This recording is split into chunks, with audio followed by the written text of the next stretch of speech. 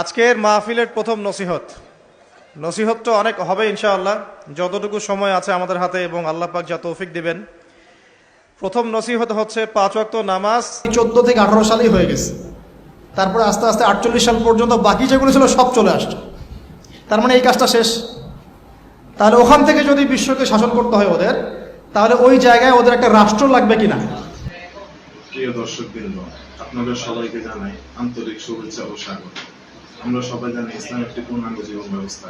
এই দিন আমাদেরকে শিখিয়েছে কিভাবে চলতে হবে, কিভাবে কথা বলতে হবে, কিভাবে মানুষকে ভালোবাসতে হবে, কিভাবে আল্লাহর সন্তুষ্ট করতে হবে। আজকের এই আলোচনার মাধ্যমে আমরা চেষ্টা করব কোরআন ও হাদিসের আলো থেকে কিছু শিক্ষা নেওয়ার, আমাদের ভুলগুলো সংশোধন করা এবং সত্যিকার অর্থে মুসলমান হিসেবে নিজেদের গড়ে তোলা। তাই অনুরোধ রইল, মনোযোগ দিয়ে শুনবেন এবং চিন্তা করবেন, আর যা শিখবেন তা। কিছুক্ষণ আগে আমরা আসরের নামাজ জামাতে পড়েছি না? আলহামদুলিল্লাহ। এই নামাজ আজকে প্রথম পড়লেন কারা কারা? হাত তোলেন। আজকে প্রথমবার নামাজ পড়লেন কারা কারা? হাত তোলেন দেখি। আচ্ছা, সবাই নামাজি, মাশাআল্লাহ। আজকের মাহফিলের প্রথম নসিহত তো অনেক হবে ইনশাআল্লাহ, যতটুকু সময় আছে আমাদের হাতে এবং আল্লাহ পাক যা তৌফিক দিবেন। প্রথম নসিহত হচ্ছে 5 ওয়াক্ত নামাজ জামাতের সাথে পড়তে হবে। রাজি আছেন? আল্লাহ পাক কবুল করুন, আমিন। একটা হাদিস বলি, তাহলে নামাজের গুরুত্ব আপনার মাথায় চলে আসবে ইনশাআল্লাহ। বলবো? হাদিসটা কঠিন। রাসূলুল্লাহ সাল্লাল্লাহু আলাইহি ওয়াসাল্লাম বলেছেন, যখন নবীর উচ্চারিত হবে তখন বলবেন কি? সাল্লাল্লাহু। আমাদের সমকালীন ফিতনাগুলো নিয়ে, কিন্তু দিন শেষে বাড়িতে যদি কিছু না নিয়ে যেতে পারেন তাহলে আলোচনায় এসে কোনো লাভ নাই। এই ছবি তোলাতুলি, ভিডিও করা, হ্যাঁ, স্লোগান দেয়া, আইওয়া শোডাউন করার মধ্যে কোনো ফায়দা নাই। ফায়দা কিসে? কদ আফলাহা মান যাক্কাহা। আল্লাহ পাক সূরা শামসের মধ্যে বলছেন, কদ আফলাহা, সে ব্যক্তি সফল হয়ে গেল। সে ব্যক্তি সফল হয়ে গেল মানে সে জান্নাতে চলে যাবে ইনশাআল্লাহ। কে? মান যাক্কাহা, যে ব্যক্তি তার নফসটাকে, তার এই যে কলব, এটাকে পরিশুদ্ধ করতে পেরেছে, সে ব্যক্তি সফল হয়ে গেল। ওয়াকাদ খাবা মান দাসাহা, আর যে ব্যক্তি তার নফসটাকে পরিশুদ্ধ করতে পারলো না, সে ব্যক্তি ধ্বংস হয়ে গেল। নফস কিভাবে পরিশুদ্ধ হবে, এটা আমাদের আজকের আলোচনার টপিক। তার আগে আমরা বলি, 5 ওয়াক্ত নামাজ ছাড়া নফস কখনো পরিশুদ্ধ হবে না। আজকে আমরা অনেক যদি আলোচনা করি, বাসায় কিছু নিয়ে যেতে না পারি, তাহলে আলোচনার কোনো লাভ নাই, কোনো ফায়দা নাই।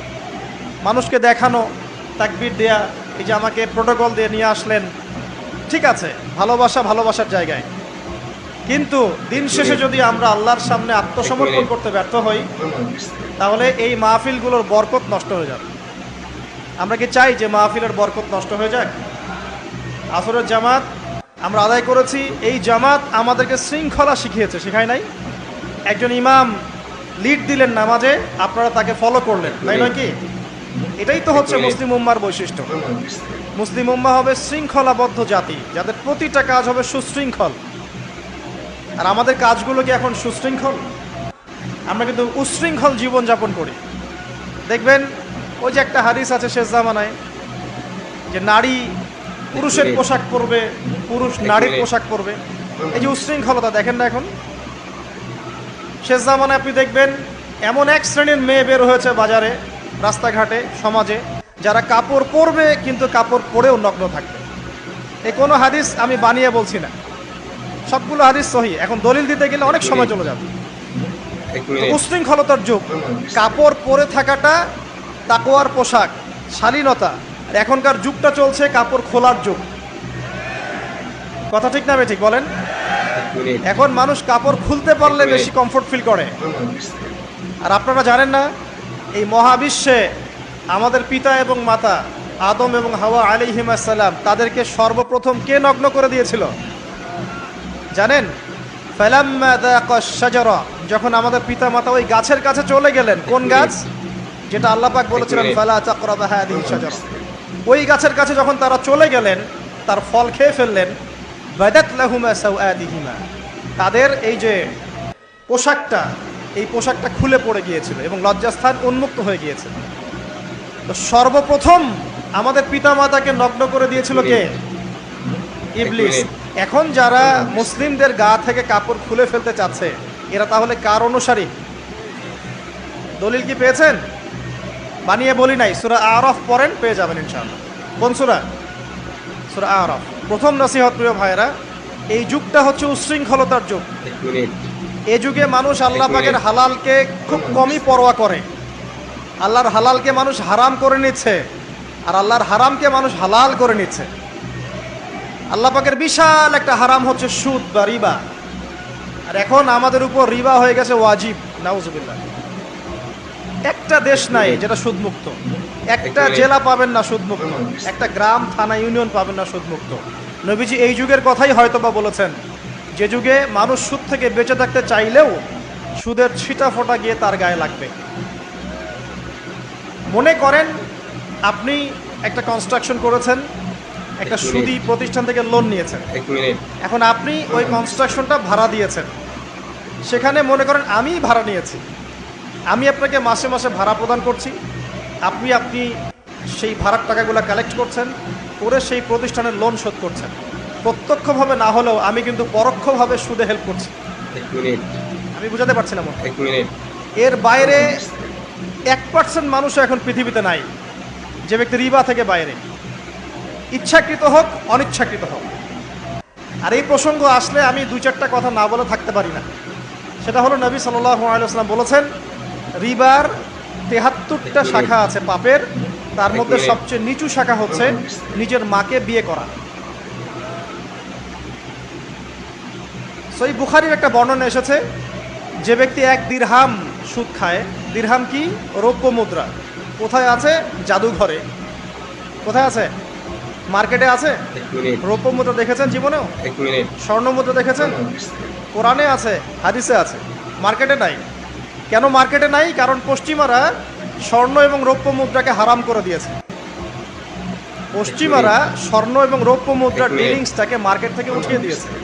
এই জন্য আপনি মার্কেটে গোল্ড কয়েন এবং সিলভার দিরহাম পাবেন না। কিন্তু আল্লাহর রাসূল সাল্লাল্লাহু আলাইহি ওয়াসাল্লামের যুগে এটা ছিল। এখন অনেক মানুষ দেখবেন বেদাত নিয়ে কথা বলে একদম ফেনা বের করে ফেলছে। অর্থনৈতিক সেকশনের বেদাত চোখে পড়ে নাই। এখন বলতে পারে এটা তো দুনিয়াবি বিষয়। বাস্তবিক অর্থে এটা দুনিয়াবি বিষয় নয়। কারণ এই পেপার মানির মধ্য দিয়ে, ইলেকট্রনিক মানির মধ্য দিয়ে আপনার সম্পদকে সিজ করে চুষে খাওয়া হচ্ছে, আপনি বুঝতে পারছেন না। এখন প্রতারণা করা কি জায়েজ না জায়েজ? শোয়েব আলাইহিস সালামের নাম শুনেছেন? একটা কম ছিল মাদিয়ানে, শোয়েব আলাইহিস সালামের কম। এই কম সম্পর্কে আল্লাহ পাক যখনই কথা বলেছেন তখনই তাদের একটা দোষ উল্লেখ করেছেন। সেটা কি? সেটা হচ্ছে যে তোমরা অন্যায়ভাবে মানুষের সম্পদ আত্মসাৎ করো না। তোমরা অন্যায়ভাবে মানুষের সম্পদ আত্মসাৎ করো না। এই কাজটা করতো শোয়েব আলাইহিস সালামের কম, এবং তারা মাপে কম দিত, জনগণের অর্থ সম্পদ লুটে পুটে খেত। আল্লাহ রাব্বুল আলামিন তাদেরকে ভূমিকম্প দিয়ে ধ্বংস করে দিয়েছে। এখন এই পুরো মনিটারি সিস্টেম যেটা চলছে, এর মধ্য দিয়ে গরিব যে দেশগুলো আছে, স্বল্প উন্নত দেশ বা মধ্যম পর্যায়ের দেশ বা আরও নিম্ন পর্যায়ের অর্থনৈতিক সেকশনে, তাদের রক্তগুলো চুষে চুষে খেয়ে একটা সভ্যতা আজকে বিশাল বিশাল অট্টালিকা নির্মাণ করেছে। এই যে অন্যের রক্ত চুষে নিজে বড়লোক হওয়া, এটা কি হালাল না হারাম? এ কারণেই এই মনিটারি সিস্টেমের মধ্যে হারাম আছে। এই যুগটা সেই যুগ যেখানে মানুষ আল্লাহর হারামকে হালাল করে নিয়েছে আর হালালকে হারাম করে নিয়েছে। রিবা একটা টাটকা হারাম, আমরা এটাকে হালাল করে ফেলেছি। এখন এই হাদিসগুলো শুনলে আমাদের গায়ের মধ্যে দাগও কাটে না, অন্তরটা কেঁপে ওঠে না, আমাদের কলবে কোনো নড়া দেয় না। নবী সাল্লাল্লাহু আলাইহি ওয়াসাল্লাম বলছেন, 1 দিরহাম যে ব্যক্তি সুদ খেয়েছে সে যেন 36 বার জেনা করেছে। কতবার? আমি হাদিসটা বানিয়ে বললাম কি বললাম না, আপনারা আলেমদেরকে জিজ্ঞাসা করবেন, বাসায় গিয়ে অবশ্যই জিজ্ঞাসা করবেন।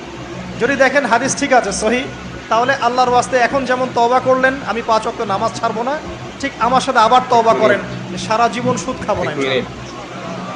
নবী সাল্লাল্লাহু আলাইহি ওয়াসাল্লাম 4 শ্রেণীর মানুষকে অভিশাপ করেছেন। 1 শ্রেণী যে সুদ খায়, 2 নাম্বার যে দেয়, 3 নাম্বার যে সাক্ষী থাকে, 4 নাম্বার যে লিখে রাখে। এখন আপনি বলেন, এই পুরো মনিটারি সিস্টেমের মধ্যে এই 4 শ্রেণীর মানুষ আছে না? কোনো না কোনোভাবে আমরা এর সাথে সম্পৃক্ত নই কি?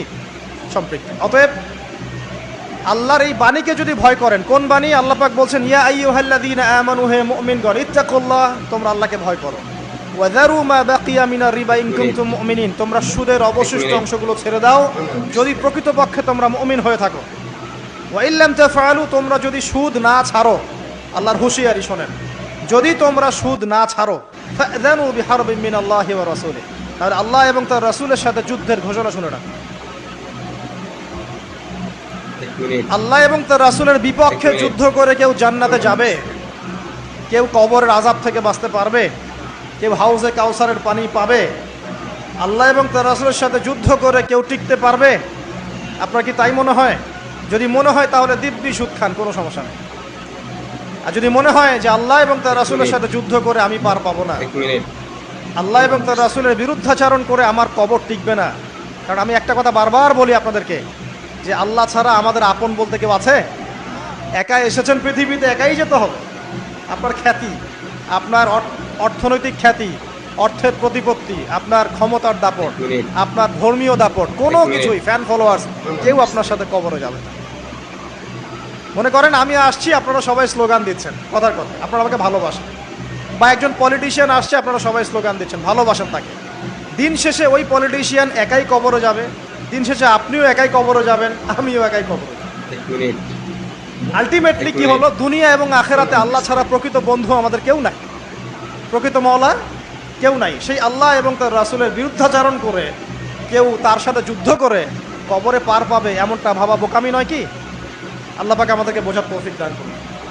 তারপরে আস্তে আস্তে 48 সাল পর্যন্ত বাকি যেগুলো ছিল সব চলে আসছে। তার মানে এই কাজটা শেষ।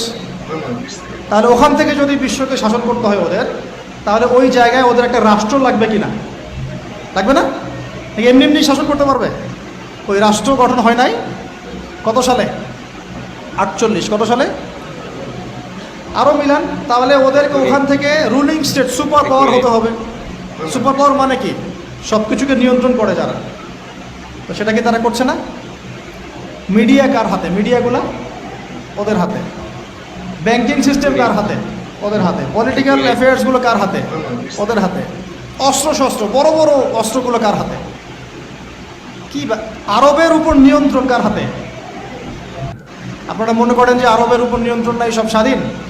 আরবের উপরে অদৃশ্য শিকল পড়ানো আছে, কিছুই করতে পারবে না আরব নেতারা। আপনারা বারবার বলছেন হামাস, আরব, আইনাল আরব, বোমা পড়ছে আর বাচ্চারা বলছে আইনাল আরব, বলছে না? চিল্লাচ্ছে, বলছে আইনাল আরব। ওদের এই চিৎকার এদের কানে পৌঁছায় না, ওদের কান ইহুদি আর খ্রিস্টানদের টাকা দিয়ে বন্ধ করে দেওয়া আছে। ওদের এই মাজলুমদের চিৎকার ওদের কান পর্যন্ত পৌঁছায় না, কারণ তাদের মসনদ টিকে আছে ইহুদি খ্রিস্টানের সমর্থনে। এবং আরও বহু কান্ট্রির মধ্যে এই পশ্চিমাদের বেস ক্যাম্প আছে, সামরিক ঘাঁটি আছে, সামরিক বেস ক্যাম্প আছে, ওখান থেকে তারা ফ্লাই করে। এই পশ্চিমাদেরকে তেল বিক্রি করে করে করে আরবরা ধনী হয়ে গেছে। আর ওই তেলগুলো যদি আমরা না দিতাম, আজকে ওদের একটা যুদ্ধ বিমানও ফ্লাই করতো না। তারপরেও কিছু কি শব্দ ইউজ করবো জানি না, বলতে গেলে ভাই বেশি বলে ফেলবো, তখন আমার তাজকিয়া নষ্ট হবে। বলে আমাদের কি করার আছে, আমরা কি করতে পারি? নবী সাল্লাল্লাহু আলাইহি ওয়াসাল্লাম নবী হয়েছেন 40 বছর বয়সে। জন্মগ্রহণের আগে বাবাকে হারিয়েছেন, তারপরে 6 বছর বয়সে মাকে হারিয়েছেন, 8 বছর বয়সে দাদাকেও হারিয়েছেন। বাবার নাম ছিল বাবা আব্দুল্লাহ, মায়ের নাম ছিল মা আমিনা, দাদার নাম ছিল দাদা আব্দুল মুত্তালিব। এরপরে তিনি মানুষ হয়েছেন চাচার পরিবারে, চাচার নাম ছিল আবু তালেব। 8 বছর বয়স থেকে নিয়ে বলা যায় 53 বছর পর্যন্ত চাচার গার্ডিয়ানশিপেই ছিলেন। সুবহানাল্লাহ। এই চাচা আবু তালেব নবী সাল্লাল্লাহু আলাইহি ওয়াসাল্লামের জন্যে এবং দিন ইসলামের জন্যে, কারণ তার ভাতিজার দিন তো তারই দিন, এমন কোনো ত্যাগ নাই যা স্বীকার করেন নাই।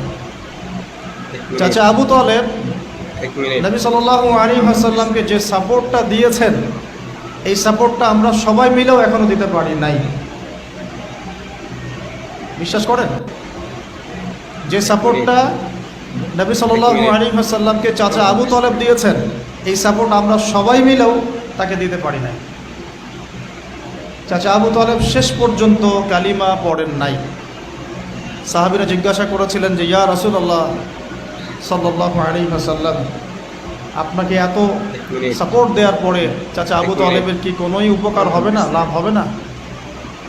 নবীজি বলেছেন সাল্লাল্লাহু আলাইহি ওয়াসাল্লাম, আমি না থাকলে আমার চাচাকে জাহান্নামের একদম অতল তলে রাখা হতো। আমার কারণে আল্লাহ রাব্বুল আলামিন তাকে জাহান্নামের উঁচু জায়গায় রাখবেন, জাহান্নামের উঁচু জায়গায় রাখবেন, যেখানে আগুন তার পায়ের গোড়ালি স্পর্শ করবে, এতেই তার মগজ টকবক করে ফুটতে থাকে। আপনারা কি আমার বাংলা ভাষা বুঝতে পারছেন?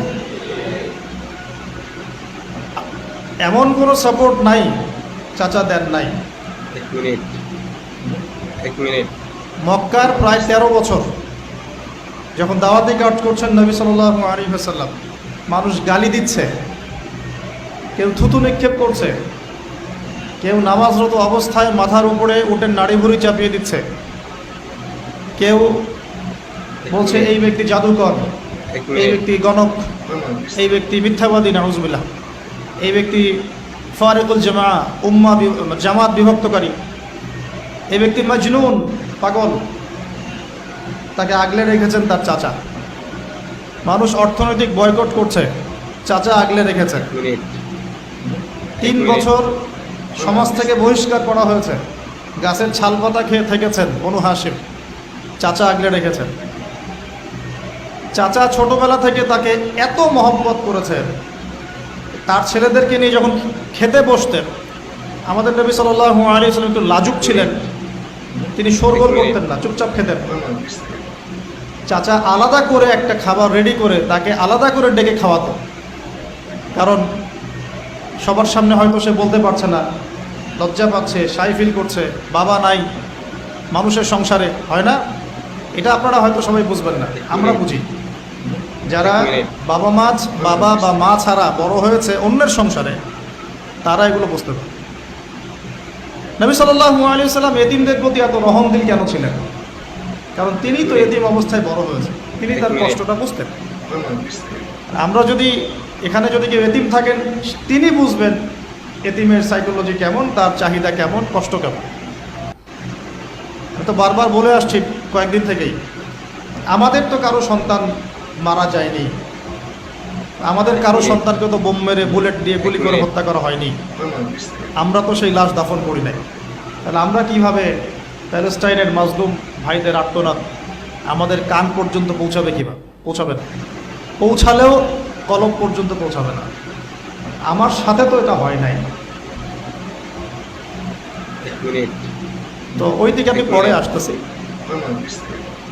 চাচা আবু তালেব তাকে এত মহব্বত করেছেন, আমি ভাষায় প্রকাশ করতে পারবো। আর আমরা চাচা আবু তালেব সম্পর্কে অনেক সময় আলোচনা করি, কিন্তু তার চাচির কথা ভুলে যাই। তার চাচির নাম ছিল ফাতিমা। কি নাম ছিল? এই নামে তিনি তার মেয়ের নাম রেখেছেন।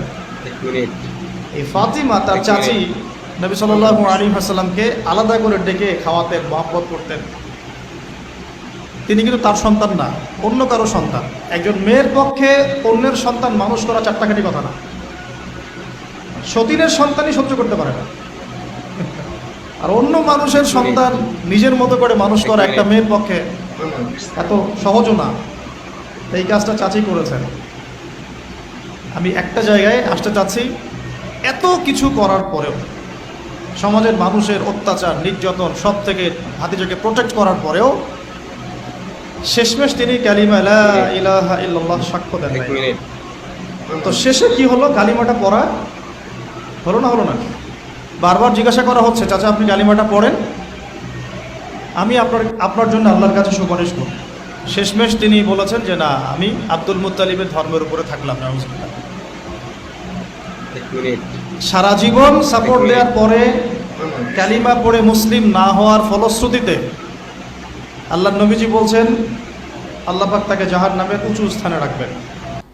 আমরা যারা মুসলিম পরিবারে জন্মগ্রহণ করেছি, আমরা বা আমাদের মধ্যে বেশিরভাগ মানুষ এখনো এই নিয়ামতের শুকরিয়া আদায় করতে পারি নাই যে আল্লাহ পাক আমাদেরকে মুসলমান পরিবারে জন্ম দিয়েছে, কালিমা পড়ার তৌফিক দিয়েছে। আমরা সহজে যা পেয়ে যাই তার মূল্য বুঝি না। আল্লাহ পাক যে আমাদেরকে, আল্লাহ পাক কি আমাকে জিজ্ঞাসা করেছিলেন যে আবু আদনান তোমাকে মুসলিম বানাবো না অমুসলিম বানাবো? আপনাকে কি আল্লাহ পাক জিজ্ঞাসা করেছেন হে আব্দুল্লাহ আব্দুর রহমান তোমাকে মুসলিম বানাবো না অমুসলিম বানাবো, তুমি কি চাও? আল্লাহ পাক আমাদেরকে জিজ্ঞাসা করেন নাই। নিজ অনুগ্রহে আল্লাহ পাক আমাদেরকে মুসলিম পরিবারে জন্ম দিয়েছে।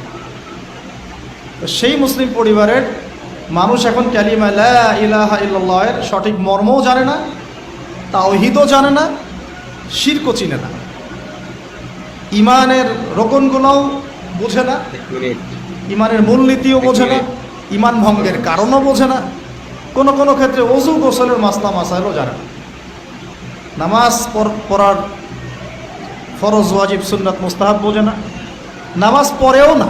মাশাআল্লাহ, জুমার দিনে নামাজ পড়তে আসে অনেকেই, ঈদের দিনে প্রথম দেখা যায়, আর জানাজার নামাজে প্রথম দেখা যায়। আর দেখা যায় যারা এরকম নামাজ কালাম পড়ে না তাদের জানাজা আবার ৩-৪ বার হয়। নামাজগুলো মনে বাকি শোধ করে পড়ে, রোজা রাখে না, জাকাত তো মাশাআল্লাহ প্রায় উঠে গেছে বললেই চলে সমাজ থেকে। বাংলাদেশের ধনিক শ্রেণীরা যদি জাকাত দিত 10টা পদ্মা সেতু বানানো যায়। বিশ্বাস করতেছেন না? ধনীরা যদি সত্যি সত্যি জাকাত দিত, জাকাতের টাকা পদ্মা সেতুতে দেওয়া যাবে কিনা সেটাও একটা মাসালা। আমি একটা এক্সাম্পল দিলাম আর কি, জাকাতের টাকা দুইটা করা যাবে কিনা এটা তো একটা মাসালা, তাই না? জাকাতের খাত তো 8টা। ইন্নামা সাদাকাতু লিল ফুকারা ওয়াল মাসাকিন ওয়াল আমিলিনা আলাইহা ওয়াল মুআল্লাফাতি কুলুব ওয়া ফির রিকাব ওয়া ফি সাবিলিল্লাহ, এরকম কয়েকটা খাত আছে। আমি একটা এক্সাম্পল দিলাম, যদি বাংলার মানুষ ধনিক শ্রেণী ঠিকঠাক জাকাত দিত, বিশ্বাস করেন সমাজে আপনি দরিদ্র মানুষ খুঁজে পেতেন। জাকাত ভিত্তিক অর্থনীতি চালু আপনি করতে পারবেন না, রাষ্ট্রীয়ভাবে পারবেন না। বলে কেন পারবেন না? কারণ প্রত্যেকটা রাষ্ট্রের উপর জাতিসংঘের নিয়ন্ত্রণ আছে। আমি ভাই খোলামেলা কথা বলার মানুষ, যদি কারো পছন্দ না হয় কিছু করার নাই, আমাকে বলতে হবে। আপনি আমার সাথে একমত হন বা না হন, অ্যাটলিস্ট শুনেন, পরে সত্য মিথ্যা আপনি যাচাই করেন, মানা না মানা আপনার বিষয়। আমি জাস্ট বলতেছি, আমি তো আপনার মস্তক দখল করতে পারবো না, আমরা তো খুবই দুর্বল। কোন রাষ্ট্রের পক্ষে ইসলামিক আহকাম, হুকুম আহকাম, শরিয়া, লজ এগুলো বাস্তবায়ন করা সম্ভব না যতক্ষণ সে জাতিসংঘের আন্ডারে আছে। সোজা কথা। তালেবান পারলো কেন? ওর আন্ডারে নাই, তো কারোর সাথে চলে না। সুবহানাল্লাহ। আবার অনলাইনে মাঝে মাঝে দেখি কিছু কিছু শায়েক আছে, বলছে যে তোমরা ওদেরকে জামাই মনে করো, এই করো, তোমাদের আকীদা ঠিক নাই। তালেবানদেরকে যে পজিটিভ ভাবে দেখে সেও নাকি মুনাফিক। কি বুঝলেন? যারা বিগত 20 বছর ধরে কুফারদের সাথে সশস্ত্র জিহাদ করলো তারা হচ্ছে মুনাফিক। কি সুবহানাল্লাহ পড়বেন নাকি? যারা বিগত 1 বছর 2 বছর না, 20টা বছর ধরে খেয়ে না খেয়ে নিজেদের সামর্থ্য অনুযায়ী জালেমদের বিরুদ্ধে যার যা ছিল তাই নিয়ে দাঁড়িয়ে গেছে, যুদ্ধ করতে করতে করতে করতে বলা হয় যে প্রত্যেক 5টা বাড়িতে একটা করে শহীদ আছে। 5টা বাড়িতে একটা করে শহীদ আছে, 10টা বাড়িতে কারো পা নাই, কারো হাত নাই। 20 বছর কি কম সময় নাকি? অগণিত বম্বিং হয়েছে পাকিস্তানের মাটি ব্যবহার করে। যখন পারভেজ মোশাররফ ক্ষমতায় ছিল, ওই জায়গাটাকে সে বেস ক্যাম্প করে দিয়েছে যে আমেরিকান বিমান এখান থেকে ফ্লাই করবে, ওখানে বোম ফেলবে। আমাদের মুসলিম ভাই, ঠিক আছে? ওই যে আল্লামা ইকবাল একটা কথা বলেছেন, তুজ জৈসা দোস্ত হো তো দুশ্মন কি ক্যা জরুরত, তোর মতো বন্ধু থাকলে আর শত্রুর কি দরকার। এটা আমরাও ফিল করি এই দাওয়াতের মাঠে কাজ করতে গিয়ে, তুজ জৈসা দোস্ত হো তো দুশ্মন কি ক্যা জরুরত। যাই হোক, তো এরকম 20 বছর যারা একটা জালেম সভ্যতার বিরুদ্ধে যুদ্ধ করেছে, ওরা হয়ে গেছে এখন মুনাফিক, আর এরা হয়ে গেল এখন সহি আকীদার মানুষ। তাহলে যে সহি আকীদার এই কথা বলা হচ্ছে, এটা যে কত বড় ভুল আকীদা সেটা বোঝার কি আর বাকি আছে? উম্মার ক্রান্তি লগ্নেই ইমানদার আর মুনাফিক চেনা যায়। যখন উম্মার একটা সংকট চলে তখন আপনি চিনতে পারবেন কারা ইমানদার কারা মুনাফিক। ভালো অবস্থা আপনি বুঝতে পারবেন না, সব স্বাভাবিক আছে মনে করেন। এখন আপনি বুঝতে পারবেন না আসলেই কে ইমানদার কে মুনাফিক। উম্মার উপর কোনো বাধা বিপত্তি আসলে তখন বুঝতে পারবেন যে আসলেই কে ইসলামের পক্ষে আছে, কে ইসলামের বিপক্ষে আছে, আর কে ভিতরে ঢুকে ঢুকে শয়তানি করতেছে। আমাদের আলোচনার টপিক এটা না, টপিকে আসতেছি। আমি একটা কথা বলতে চাচ্ছিলাম, আল্লাহ পাক যে আমাদেরকে জিজ্ঞাসা না করেই মুসলিম পরিবারে জন্ম দিয়েছেন, এই নেয়ামতের শুকরিয়া আমরা আদায় করতে পারবো না। যদি সারা জীবন সেজদায় পড়ে থাকি এখন থেকে নিয়ে, আমরা শুধু তাওহীদের অনুসারী হয়েছি, এই কৃতজ্ঞতাই আমরা আদায় করতে পারবো। আমরা দিনের জন্য কিছুই করি নাই, আমাদের দ্বারা ইসলামের বড় বড় খেদমত হয়েছে এমন না। আবু তালেব একা যা করেছেন, আমার মতো 100 জন আবু তালেব তা করতে পারে নাই, পারবে না। এটাই সত্য কথা। আবু তালেব কোন অবস্থায় করেছেন? যখন চতুর্দিক থেকে আল্লাহর নবীকে সবাই ছিছি করছে, গালিগালাজ করছে, হত্যার পর্যন্ত চেষ্টা করছে। পুরো সমাজ একদিকে, আবু তালেব একাই একদিকে। তার কাছে প্রস্তাব দেওয়া হয়েছে, তোমার ভাতিজাকে আমাদের হাতে তুলে দাও, নাহলে আমরা ব্যবস্থা নিব। সে বলছে, আমি আমার ভাতিজাকে তোমাদের হাতে তুলে দিব না যতদিন না আমার দেহ মাটির তলে না যাচ্ছে। হ্যাঁ, তিনি নবীজিকে গিয়ে বলছেন, তা আমার বৃদ্ধ কাঁধের উপর এত বোঝা দিও না ভাতিজা, আমার বয়স হয়ে গেছে, ওরা তোমাকে বলছে তুমি দাওয়াতটা ছেড়ে দাও। নবীজি বলছেন, আমার ডান হাতে যদি চাঁদ এনে দেওয়া হয়, বাম হাতে সূর্য এনে দেওয়া হয়, চাচা আমি দাওয়াত ছাড়তে পারবো। হয় আমি এই পথে দাওয়াত দিতে দিতে আমার এই দিন বিজয়ী হবে, না হলে আমি হালাক হয়ে যাব। তখন কি হলো? তখন তিনি বললেন যে ওরা তোমার দিকে আসতে পারবে না দলে দলে, যতক্ষণ না আমি আবু তালেব দাফন হচ্ছি মাটির তলে। কথা বুঝতে পারছেন? এখন মূল কথাটা হচ্ছে, আমরা যারা মুসলিম পরিবারে জন্মগ্রহণ করেছি, এরপরেও আমরা তাওহীদের জ্ঞান অর্জন করছি না, শিরক থেকে দূরে থাকছি না, নামাজ পড়ছি না 5 ওয়াক্ত ফরজ নামাজ, যাকাত দিচ্ছি না, সওম রাখছি না, প্রোটেস্ট্যান্ট মুসলিম হয়েছি, Protestant version of Islam follow করছি, ইসলামের দাওয়াতের কাজ করছি না, দিনের বিজয়ের কোনো ফিকির করছি না। সত্যি কথা বলতে আমাদের দুনিয়াতে থাকার চেয়ে না থাকাই ভালো। আমরা এখন গরু ছাগল।